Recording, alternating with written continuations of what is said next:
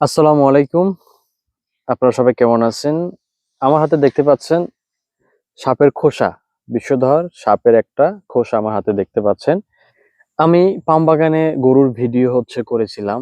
তো সেখানে আপনারা কমেন্ট করেছেন যে, "আশিক ভাই, এই যে বিষধর সাপ পাম বাগানের মধ্যে থাকে আর এই যে গরুগুলা পাম বাগানের মধ্যে থাকে, সেই গরুগুলা কি কখনো সাপে কামড় খেয়ে মারা যায়?"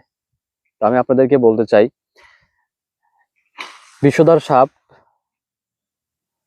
এই যে পাম বাগানে গরুগুলা থাকে কখনো কামড় দেয় না। এরকম ঘটনা কখনো আমি শুনিও নাই, বা আমি যে 12 বছর ধরে আছি এরকম ঘটনা আমার চোখের সামনে পড়ে নাই যে বিষধর সাপে কামড়ে গরু মারা গেছে। এই যে দেখুন, বিষধর সাপেরই একটা খোসা। পাম বাগানে বিষধর সাপ আছে, বা আমরা মাঝে মধ্যে দেখতে পাই। সাপটা কিন্তু বেশ বড়। এখানেও দেখুন আরেকটা সাপের খোসার অংশ। আপনারা খোসা দেখে বুঝতে পারতেছেন সাপটা কত বড় এবং কত মোটা। এই দেখুন, এই যে, আর এই যে আপনারা দেখতে পাচ্ছেন গরুগুলা কিন্তু এই যে পাম গাছের পাতা খাচ্ছে, পাম বাগানের মধ্যে এই যে চড়ে বেড়াচ্ছে, ঘাস খাচ্ছে। তো প্রিয় দর্শক, আপনারা জানতে চেয়েছিলেন।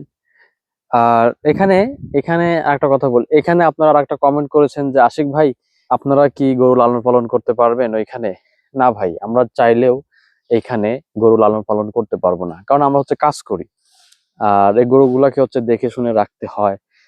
আর আমাদের তো কোনো নিয়ম নাই, কারণ আমরা তো বাংলাদেশ থেকে আমরা মালয়েশিয়াতে আসছি কাজের জন্য। তো গরু লালন পালন করার জন্য এখানে নিয়ম আছে, সেগুলো নিয়ম মেনে চলতে হয়। তো আসলে কেউ চাইলেই গরু লালন পালন করতে পারবে না, এখানে নিয়ম আছে। তো আশা করি আপনারা বুঝতে পারছেন পাম বাগানে যে বিষধর সাপগুলো আছে, বা পাম বাগানে গরু লালন পালন হচ্ছে, বিষধর সাপ কখনো গরুকে কামড় দেয় না। এরকম ঘটনা কখনো ঘটেনি, বা আমিও শুনি নাই এখন পর্যন্ত। তো সবাই ভালো থাকবেন। আসসালামু আলাইকুম।